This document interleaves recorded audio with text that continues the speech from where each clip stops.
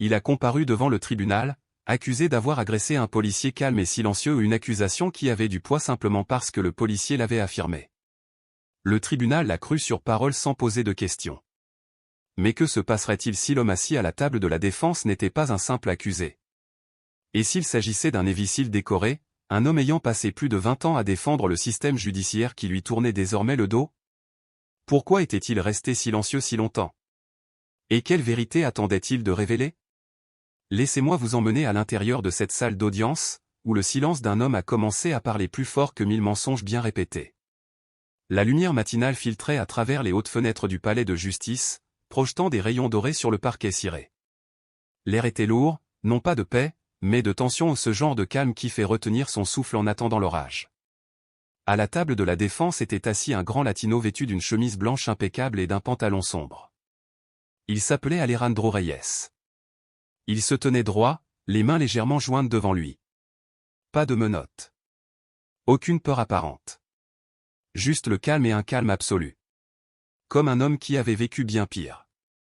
Des murmures ont commencé à se propager dans la galerie avant même que le juge n'entre dans la salle. C'est le gars qui a frappé le policier, n'est-ce pas? J'ai entendu dire qu'il avait essayé de s'emparer de l'arme de l'officier. Un grand gaillard comme ça? J'aurais peur aussi si j'étais flic. Alejandro ne scia pas. Son regard ne s'égara jamais. Il était immobile, immobile, immobile, serein, comme une montagne attendant la fin de la tempête. Quelque chose chez lui ne correspondait pas à l'histoire racontée. De l'autre côté de l'allée, à la table des plaignants, l'agent Bradley Simmons ajustait son uniforme impeccable. Il semblait avoir la trentaine, mâchoire carrée, rasée de près, la poitrine ornée d'un signe qui brillait comme la vérité elle-même. Il affichait un air de supériorité, adossé à son siège, les bras croisés, les lèvres esquissées en un sourire subtil. Il avait raconté sa version des faits. Elle était claire, maîtrisée et convaincante. Aujourd'hui, il était prêt à la mettre en pratique. À côté d'Alejandro était assis son avocat, Roberto Castro, un jeune avocat latino-américain à peine sorti de la faculté de droit depuis 1 an. Il avait accepté cette affaire bénévolement, persuadé que la vérité seule suffirait. Mais à présent, en voyant le visage impénétrable de son client, Castro commençait à remettre en question cette hypothèse. Il s'est éclairci la gorge. « Monsieur Reyes, êtes-vous sûr d'être prêt pour ça ?» Alejandro ne répondit pas immédiatement. Il hocha simplement la tête lentement et délibérément. C'était suffisant. À cet instant, Castro ne perçut pas la peur, mais une force tranquille. Cet homme avait affronté pire que des tribunaux. Un huissier s'avança, sa voix résonnant dans la salle. « Levez-vous. Le tribunal est ouvert. L'honorable juge Torres préside. » Les chaises raclaient. Les papiers bruissaient. L'agent Simmons ajusta sa cravate. Alejandro se leva lentement, comme quelqu'un qui ne se sentait pas sous pression. Le juge fit un léger signe de tête. « Agent Simmons, vous pouvez témoigner. » Simmons avançait avec assurance, tel un homme qui avait raconté cette histoire tant de fois qu'elle était devenue un évangile. Son uniforme était impeccable. Son badge reflétait la lumière. Il se dirigea vers la chaise du témoin tel un acteur entrant en scène, leva la main droite, prêta serment et s'assit. « Veuillez décrire ce qui s'est passé la nuit en question », a déclaré le procureur, d'une voix douce et polie. Simmons se pencha légèrement en avant, s'adressant directement au jury. Il était environ 23h15. Je répondais à un signalement concernant une possible effraction près de l'ancienne quincaillerie Kensington, à l'est d'El Paso. Il marqua une pause pour observer les faits, effraction, nuit, danger. Les implications firent leur effet. C'est là que j'ai vu l'accusé, dit-il en désignant Alejandro. Il traînait devant le magasin. Il faisait les 100 pas. Il avait l'air agité. Plusieurs jurés prenaient des notes. Une femme fronça les sourcils. Un homme se pencha. Je suis sorti de mon véhicule. Je lui ai demandé ce qu'il faisait. C'est là que la situation a dégénéré. Comment cela s'est-il passé, a demandé le procureur. Simmons expira, comme s'il se remémorait un souvenir difficile. Il est devenu agressif. Bruyant. Il refusait de s'identifier. Je l'ai prévenu à plusieurs reprises. Il a tout ignoré. Il baissa la voix, ajoutant une pause dramatique. Puis il m'a poussé violemment. En pleine poitrine. Les jurés ont levé les yeux. Et quand j'ai essayé de le maîtriser, a poursuivi Simons, il s'est jeté sur mon arme. Je n'ai pas eu d'autre choix que de le maîtriser. Un hoquet de surprise s'éleva dans la galerie. Le juge n'avait pas rappelé à l'ordre. Il n'en avait pas besoin. Le procureur hocha lentement la tête. Vous sentiez que votre sécurité était menacée? Absolument, répondit Simons sans hésiter. J'ai suivi le protocole à la lettre. Pas d'autres questions, votre honneur. Simons se renversa en arrière, les mains jointes, le visage calme, le masque intact. Mais de l'autre côté de la pièce, Alejandro Reyes restait immobile. Il n'avait pas cligné des yeux. Il n'avait pas serré les poings. Il n'avait même pas bougé. Mais ces yeux-là suivaient chaque mouvement de Simons, chaque tressaillement, chaque mot. Les yeux d'un homme entraîné à lire la vérité sous la surface. Il l'avait vu. Le frémissement des doigts sur la cuisse de Simons lorsqu'on l'interrogea sur la poussée. Le léger silence avant de déclarer, il a tendu la main vers mon arme. Alejandro n'a rien dit. Parce que parfois, la vérité ne crie pas. Elle attend. Elle observe. L'ambiance dans la salle d'audience a changé. Pas bruyamment, mais comme une marée qui se retire avant que quelque chose ne se brise. Simons termina son témoignage et retourna à la table des plaignants. Un sourire satisfait se dessina sur ses lèvres. Le jury continua de prendre des notes. Le juge se pencha en arrière. J'avais l'impression qu'une version de l'histoire commençait à prendre de l'ampleur. Roberto Castro était assis, raide, à la table de la défense, serrant son stylo comme une bouée de sauvetage. Ses doigts tremblaient tandis qu'il se penchait vers Alejandro et murmurait, « Si on ne commence pas à infiltrer cette histoire, ils vont croire chaque mot. » Alejandro ne le regarda pas. Son regard resta fixé sur la barre vide, inflexible, tel un soldat observant une embuscade se dérouler. Immobile. Patient. Mortel. Dis quelque chose, siffla Castro. N'importe quoi. Alejandro se retourna enfin. Sa voix était basse, calme, mais chargée d'une force de fer. Roberto, dit-il, j'ai été entraîné à survivre dans le silence, pas dans la panique et le bruit. Il marqua une pause, puis ajouta, presque pour lui-même, la vérité à sa propre voix. Quand elle est prête, elle parle. Castro cligna des yeux. Il ne comprenait pas encore. Mais la lourdeur du ton d'Alejandro le fit cesser d'insister. De l'autre côté de la pièce, l'agent Simons jeta un nouveau coup d'œil. Toujours souriant, mais pour la première fois, son sourire paraissait forcé. Il fixait trop longtemps un homme qui refusait de réagir. La galerie murmura. Pourquoi ne dit-il rien? Si j'étais innocent, je le crierais. Mais il ne voyait pas ce que Castro commençait à comprendre. Alejandro n'était pas gelé. Il attendait. Tel un soldat sous le feu au ras du sol, respirant lentement, laissant l'ennemi parler en premier, attendant le moment où il irait trop loin. Et quand il le ferait, il serait prêt. Et quand ce moment arrivait, il ne se contentait pas de réagir, il démantelait tout. La salle d'audience était silencieuse, mais pas paisible. C'était le genre de silence qui règne juste avant l'orage, pesant et suffocant. Alejandro Reyes monta à la barre avec le même calme et la même sérénité qu'il avait conservé depuis le premier jour du procès. Il ajusta le microphone, non par nervosité, mais par souci de précision. Chaque mouvement de son corps était clair, j'ai vécu bien pire que ça. Le procureur s'est avancé vers lui, bloc-notes à la main, avec l'air de quelqu'un qui savait déjà comment l'histoire allait se terminer. Monsieur Reyes, commença-t-il, pouvez-vous nous dire ce que vous faisiez la nuit de l'incident? Alejandro ne le regarda pas. Ses yeux se fixèrent sur le jury. J'attendais un Uber. Je venais de dîner avec un ami. La voix du procureur prit une tournure suspecte. Où attendiez-vous exactement? Devant l'ancienne quincaillerie, sur le trottoir. Elle était fermée. Alors tu traînais. Alejandro marqua une pause, laissant le mot de flâner un goût amer planer dans l'air. Il restait silencieux. Ne bloquant personne, ne faisant pas de scène. Il attendait simplement. Certains jurés s'agitèrent sur leur siège. Le procureur insista, la voix chargée d'insinuation. L'agent Simons semblait agité. Vous décririez-vous ainsi? Alejandro se tourna finalement vers lui, lentement, délibérément. J'étais fatigué. Il était tard. Mais je n'étais pas agité. Jusqu'à ce qu'on m'approche. Approcher? Comment? La mâchoire d'Alejandro se serra légèrement. Il ne s'est pas présenté. Il s'est juste approché, m'a braqué une lampe torche sur le visage et a commencé à me poser des questions. Il voulait savoir ce que je faisais là. Il se tourna vers le jury, la voix posée ni suppliante, ni colérique. Juste factuelle. Je lui ai demandé pourquoi il m'interrogeait. Et c'est là qu'il a dit. Sa voix baissa. Les mots tombèrent dans la salle d'audience comme des briques de plomb. Tu dois apprendre à obéir. La salle s'agita avec inquiétude.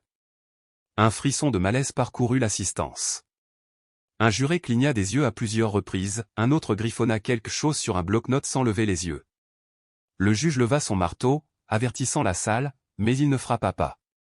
Pas encore. Le procureur a redressé sa cravate.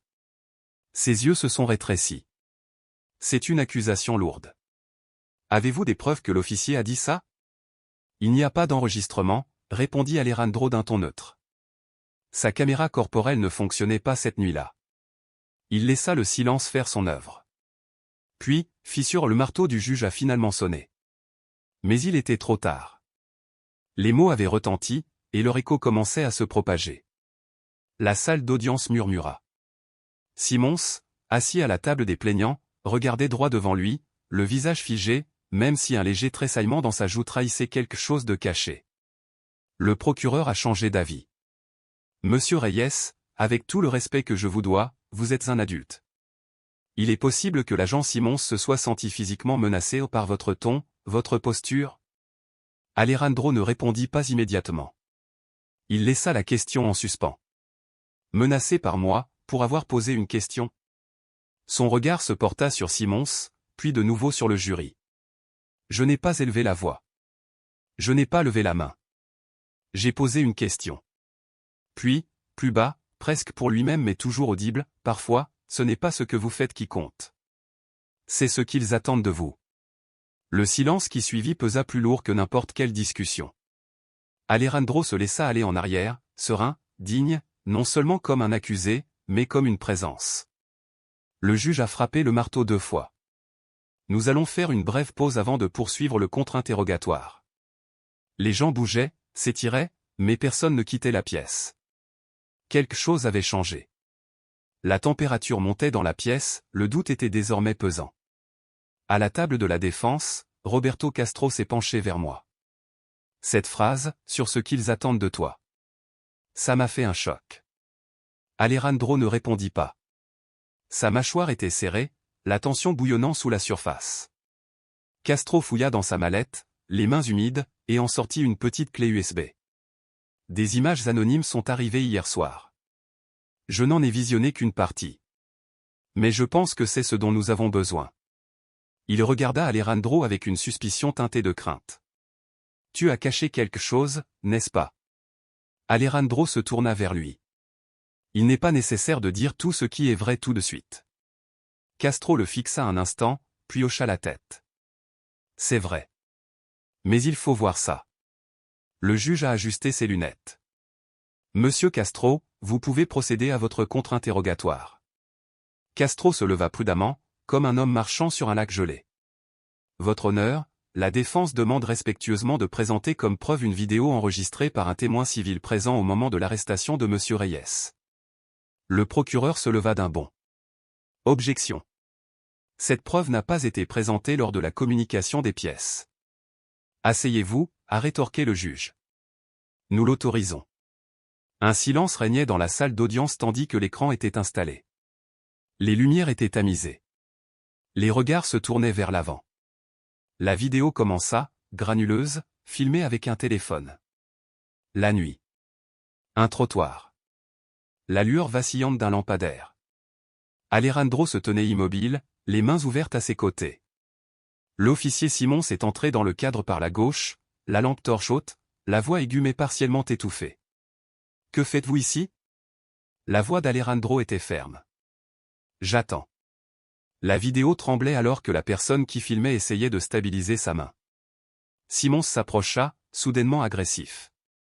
Tu as l'air nerveux. Tu as quelque chose à cacher? Non, monsieur, répondit Alejandro en reculant légèrement. J'attends. Soudain, Simons le poussa vers la voiture de patrouille et força ses bras derrière lui. Je n'ai rien fait de mal. La voix d'Alejandro était ferme, plus forte maintenant, mais sans crier. Les mains derrière le dos. Je ne résiste pas. Même si son visage était pressé contre le métal froid, la voix d'Alejandro restait calme. Je n'ai rien fait de mal. Cette dernière phrase a résonné lorsque la vidéo s'est coupée. La salle d'audience était gelée. Simons était devenu pâle. Certains juraient secouer la tête. Une femme pinça les lèvres si fort qu'elles faillirent disparaître. Même le juge se redressa, le regard plus perçant. Castro s'est tourné vers le jury. Ce que vous venez de voir, c'est la différence entre le récit et la vérité. Il n'en dit pas plus. Il n'était pas obligé. De retour à son siège, le souffle court, l'adrénaline palpitante. Il regarda Alejandro, toujours aussi calme que dans la vidéo, mais quelque chose de différent transparaissait dans son expression, non pas le silence, mais l'empressement. Castro se pencha et murmura, « C'est une fissure dans le mur. » La voix d'Alejandro était calme et ferme. Les fissures ne font pas tomber les murs. Castro le fixa du regard. Alors, qu'est-ce que ça veut dire? Le regard d'Alejandro se tourna vers Simons. La vérité. Toute la vérité. Ce soir-là, bien après que la salle d'audience se fût vidée, Castro entra dans l'allée d'Alejandro. Le ciel était parsemé d'étoiles. Le silence extérieur semblait trop propre, trop poli, comme si le monde ne réalisait pas à quel point il était passé près de perdre quelque chose d'essentiel. Castro resta assis un moment, le cœur battant encore. La vidéo avait brisé l'illusion, mais au fond de lui, il savait que ce n'était pas suffisant. Il leur en fallait plus. Et Alejandro, il se retenait encore. La porte s'ouvrit avant qu'il puisse frapper. Alejandro se tenait là, vêtu d'un sweatshirt bleu marine et d'un pantalon de survêtement noir. Il n'était plus en tenue formelle, mais tout aussi imposant. « Entrez », dit-il simplement. À l'intérieur, la maison était propre, épurée, presque austère. Pas de télévision. Pas de désordre. Juste de l'ordre. De la discipline. Castro l'a alors vu, sur le mur en face de l'entrée, une photo encadrée, Alejandro, le plus jeune, en treillis, flanqué de 4 autres hommes, les bras les uns autour des autres, les bottes collées au sable. En dessous, une boîte cadre contenait des médailles, des insignes et un drapeau plié et brillant. À côté, un dossier usé, épais, étiqueté, faible. Capitaine de corvette Alejandro J. Reyes, Navy SEALS des États-Unis. Castro s'est figé. Tu étais. Mais les mots ne venaient pas. Alejandro ne quittait pas des yeux le drapeau qu'il tenait dans ses mains. Lieutenant-commandant, dit-il doucement. Équipe SEAL 20 ans. Castro murmura, mon Dieu. Pourquoi n'as-tu rien dit? Alejandro leva les yeux et ses yeux rencontrèrent ceux de Castro. Parce que les gens ne voient pas ce que tu as fait. Ils voient ce qu'ils craignent. Il a posé le drapeau doucement. J'ai été en guerre. J'ai essuyé des tirs dans 3 pays. J'ai sorti des frères de camions en feu, guidé des hommes à travers l'enfer et ramené la plupart d'entre eux à la vie. Il marqua une pause. Sa voix ne brisa pas. Mais elle avait du poids. Et aujourd'hui, je me trouvais dans une salle d'audience de mon propre pays et j'ai vu un homme essayer d'utiliser un badge pour effacer tout ce que j'ai jamais été. Castro s'approcha. Ça change tout. S'il voyait ça, s'il savait qui tu es vraiment. Alejandro l'interrompit d'une voix basse et sèche. Il verrait encore un latino interroger un policier blanc dans le noir. Et une part d'eux se demanderait encore si je l'ai provoqué. Il se dirigea vers une étagère et en tira une autre photo, lui en grande tenue, médaille de la bravoure sur la poitrine. Sa mère à ses côtés, les larmes aux yeux. Il ne s'agit pas que de moi, a-t-il déclaré. Ça n'a jamais été le cas. Castro déglutit difficilement. Alors pourquoi se battre si silencieusement? Pourquoi se retenir? Alejandro l'étudia pendant un long moment. Parce que le silence peut être une stratégie, a-t-il dit. Mais pas pour toujours. Il se tourna vers la fenêtre. Dehors, la nuit était calme. Mais quelque chose avait changé dans sa voix. Demain, je ne resterai plus immobile. Castro hocha lentement la tête. Tu es sûr? Alejandro eut un léger sourire. Je n'ai jamais été aussi sûr de quoi que ce soit. Ils restèrent silencieux quelques instants, l'un détenant la vérité, l'autre emportant désormais le poids. Finalement, Castro rompit le silence. Alors, donnons-leur plus qu'une simple fissure dans le mur. Alejandro hocha la tête d'une voix ferme et assurée. Démolissons-le. Le lendemain matin, la salle d'audience semblait transformée, ni plus bruyante ni plus bondée, mais plus pesante, comme si chacun pressentait quelque chose qui se profilait. Quelque chose d'indéfinissable, mais inoubliable. Alejandro Reyes était assis à la table de la défense, les mains jointes, le visage impassible. Mais Castro, observant attentivement, voyait sous ce calme un feu discret, prêt à s'embraser. Aujourd'hui, Alejandro n'allait pas le cacher. Le juge a rappelé l'audience à l'ordre. Monsieur Castro, dit-il, vous pouvez appeler votre prochain témoin. Castro se leva lentement et se tourna vers son client. La défense rappelle Alejandro Reyes à la barre. Un murmure parcourut la salle d'audience. Alejandro se leva, non pas avec urgence ni tension, mais avec la détermination sereine d'un soldat qui revient en terrain connu. Il reprit sa place à la barre et ajusta le micro. Castro s'approcha d'une voix claire et posée. Monsieur Reyes, le tribunal a beaucoup entendu parler de votre rencontre avec l'agent Simons. Mais aujourd'hui, nous voulons vous entendre. Qui êtes-vous? Alejandro regarda le jury. Lorsqu'il parla, sa voix était basse, mais elle portait. Je m'appelle Alejandro Gil Reyes. Je suis un lieutenant-commandant retraité des Navy SEALs américains. J'ai servi pendant 20 ans, lors de multiples déploiements, en Afghanistan, en Irak, dans la Corne de l'Afrique. J'ai dirigé des missions dont la plupart des gens n'entendront jamais parler. J'y ai enterré des hommes qui ne sont jamais rentrés. Le silence s'abattit sur la salle. Le jury resta immobile. Un juré cligna des yeux, stupéfait. Au fond, un homme d'un certain âge, vêtu d'une veste grise usée, hocha lentement la tête, un vétéran. On le voyait dans ses yeux. Alejandro continua, sa voix devenant plus ferme, comme si ces mots avaient attendu des années pour être prononcés. J'ai combattu à l'étranger, fusil pointé sur ma poitrine. J'ai appris à maîtriser la peur, à gérer le chaos et à maintenir mon équipe en vie sous le feu ennemi. Il s'arrêta et tourna son regard vers l'officier Simons.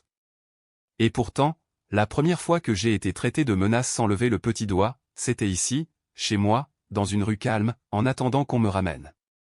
Simons s'agitait, mal à l'aise, sur son siège. Sa main tremblait légèrement sur la table. Il ne pouvait soutenir le regard d'Alejandro. Je n'ai attaqué personne, a déclaré Alejandro. Je n'ai pas résisté. J'ai utilisé l'entraînement qui m'avait permis de survivre en zone de guerre pour survivre cette nuit-là. J'ai gardé une voix égale. J'ai gardé mes mains visibles. J'ai obéi aux ordres, même ceux qui n'avaient aucun fondement légal, car j'ai vu ce qui arrive quand des hommes comme moi ne le font pas. Il se tourna à nouveau vers le jury, laissant ces mots se poser dans la salle. Vous avez entendu l'agent Simons me qualifier de dangereux, mais vous n'avez pas compris pourquoi. Ce n'était pas à cause de ce que j'ai fait. C'était parce que je suis resté immobile et que j'ai posé une question. La salle d'audience s'agita à nouveau, un murmure sourd. Puis le silence, plus profond, plus pesant que le marteau d'un juge. Castro s'avança prudemment. Monsieur Reyes, pourquoi n'avez-vous pas parlé de votre expérience militaire plus tôt? Alejandro marqua une pause, et quand il répondit, ce fut doucement. Parce que je ne devrais pas avoir à porter un uniforme pour faire respecter mes droits. Je ne devrais pas avoir à prouver ma valeur ni à un policier, ni à un tribunal, ni à personne. Il jeta un coup d'œil à la galerie, au visage de ceux qui avaient murmuré à son sujet quelques jours plus tôt. Je l'ai gardé pour moi parce que je voulais être traité comme un citoyen, pas comme un soldat, juste comme un homme, debout sur un trottoir. Le juge resta immobile. Le procureur baissa les yeux, les lèvres pincées. Au dernier rang, le même vétéran se leva. Il ne dit rien. Il leva simplement la main en un salut silencieux. Une femme dans la galerie essuya une larme. Un juré baissa son stylo et joignit les mains, comme si prendre des notes n'avait plus d'importance. Simons paraissait plus petit, épuisé. Ses doigts agrippèrent le bord de la table. Son regard ne revint jamais vers Alejandro. Parce que certaines vérités sont trop lourdes à affronter. Et Alejandro Reyes ne ressemblait plus à un homme luttant pour laver son nom, mais à un homme rappelant à la nation qui il avait toujours été. La salle d'audience est restée silencieuse, non pas par respect pour l'autorité, mais parce que les gens ont réalisé qu'ils avaient peut-être cru à la mauvaise histoire. Simons retourna à la barre. Les mains sur les genoux. Les épaules voûtées. Sa suffisance disparut. Roberto Castro s'avança à nouveau sans note, sans texte. Seulement la vérité, taillée en lame. Officier Simons, dit-il lentement, vous avez témoigné que M. Reyes était agressif, hostile, dangereux. Simons s'éclaircit la gorge et hocha légèrement la tête. Oui. Je maintiens ce que j'ai dit. Vous avez également témoigné qu'il avait saisi votre arme. Est-ce exact? Simons hocha de nouveau la tête. Mais nous avons tous vu la vidéo, a déclaré Castro. Nous l'avons encore vue. Nous l'avons entendu dire, je ne résiste pas. Nous avons vu ses mains, ouvertes, visibles. Simons remua. Sa mâchoire se serra. Mais il ne dit rien. Castro s'est rapproché. Dites-moi, officier. Avez-vous honte d'accuser un imbécile décoré ou quelqu'un qui a risqué sa vie en combattant les talibans d'être dangereux, simplement parce qu'il est grand, fort et latino? Ce dernier mot a claqué comme un fouet dans la salle d'audience. Simons cligna rapidement des yeux. Je ne savais pas qui c'était. Exactement, rétorqua Castro. Tu ne le savais pas. Mais tu as quand même décidé. Il laissa le silence s'étendre. Un silence qui força l'inconfort à remonter à la surface. Vous avez vu un latino sur un trottoir, et la seule chose que vous avez atteinte plus rapidement que votre arme était une conclusion. Je me sentais juste, menacé, marmonna Simons. La voix de Castro devint froide. On se sentait menacé par un homme calme, coopératif et respectueux des lois. Un homme qui posait une question. Lorsqu'un soldat entraîné garde son sang-froid, on appelle cela de la discipline. Mais si ce soldat est latino, on parle soudain de danger. Il marchait lentement, les yeux rivés sur les jurés. Lorsqu'un homme comme Alejandro Reyes qui a traversé des zones bombardées, mené des missions de sauvetage, s'est tenu entre les balles et son pays garde le silence, il est suspect. Lorsqu'il pose une question, c'est un défi. Lorsqu'il ne bronche pas, c'est une menace. Il se tourna vers Simons et le désigna du doigt, sans hostilité, juste le poids de la vérité. Mais quand vous avez menti, quand vous avez transformé un citoyen en criminel pour protéger votre récit, le système appelle toujours cela, faire son travail. Le jury n'a pas bougé. Il n'a pas cligné des yeux. Juste absorbé. Nous disons que nous voulons de l'ordre, a poursuivi Castro à voix basse, mais l'ordre sans justice n'est que du contrôle. Il s'arrêta, reprit son souffle, puis croisa leurs regards. Alejandro Reyes ne résistait pas à son arrestation. Il résistait à son effacement. Il laissa les mots se poser. Il a refusé de devenir un autre nom qu'on murmure quand il est trop tard. Il est resté en vie. Et maintenant, il est là, non seulement pour laver son honneur, mais pour vous demander si la vérité compte encore. Ou si elle n'a d'importance que lorsqu'elle vient de quelqu'un qui a l'air digne de ce nom. Il retourna à la table de la défense. Simons fixait ses mains pâles et immobiles. Même le juge resta silencieux. Le jury revint. Leur visage était calme, mais différent. Changé. Leur pas plus lent, comme s'ils portaient désormais quelque chose de plus lourd, non seulement des preuves, mais aussi une conscience. Le juge regarda la présidente, une femme d'âge moyen au regard fixe et à l'autorité tranquille. Madame la présidente, a-t-il demandé, le jury a-t-il rendu son verdict? Elle se leva et hocha la tête. Nous l'avons fait, votre honneur. Dans l'affaire opposant l'État à Alejandro Reyes, pour résistance à l'arrestation, nous déclarons l'accusé non coupable. À murmure rose. Concernant l'accusation d'agression contre un policier, nous déclarons le défendeur non coupable. Pendant un instant, le temps s'arrêta. Puis, doucement au début, les applaudissements s'élevèrent de la part d'inconnus, de ceux qui avaient autrefois douté de lui. Le juge frappa son marteau. À l'ordre, s'il vous plaît. Mais sa voix manquait de force. Même lui regardait Alejandro avec une sorte de révérence. Castro se tourna vers Alejandro, les yeux écarquillés. Nous l'avons fait, murmura-t-il. Alejandro ne répondit pas tout de suite. Il expira simplement, longuement, lentement, avec maîtrise. Comme un homme enfin autorisé à se débarrasser d'un fardeau qu'il avait porté à travers les continents et les décennies. Le juge leva les yeux. Monsieur Reyes, vous pouvez parler si vous le souhaitez. Alejandro se leva. Cette fois, non pas en tant qu'accusé, mais en tant que porte-parole. Je tiens à remercier ce tribunal, a-t-il commencé, et ce jury, non pas de m'avoir cru, mais de m'avoir écouté. Il regarda la salle d'audience, Simons, désormais vide et silencieux, la galerie, remplie de visages incertains. Je n'ai pas gagné aujourd'hui parce que je suis un imbécile. Je n'ai pas gagné parce que je portais un uniforme ou un drapeau. J'ai gagné parce que j'ai cessé de me taire. Parce que je me suis rappelé que même la voix la plus discrète a du pouvoir et que la justice n'appartient pas seulement aux bruyants ou aux privilégiés. Elle appartient à ceux qui sont prêts à se lever quand le plus dur est de rester seul. Il regarda une fois de plus le jury. Je me tenais sur un trottoir, sans armes, et j'ai posé une question. C'est pour ça qu'on m'a traité de menace. Mais j'ai été confronté à de vraies menaces. Et laissez-moi vous dire, la vérité n'en a jamais fait partie. Un silence s'abattit. Puis une voix d'enfant rompit le silence. Maman, je veux être comme lui. Toutes les têtes se tournèrent. Un jeune garçon latino, d'accent grave peine 10 ans, était assis à côté de sa mère. Les yeux écarquillés, les mains agrippées au banc. Elle sourit et le serra contre elle. Tu le seras, murmura-t-elle. Et à cet instant, quelque chose passa entre eux au plus que de l'admiration.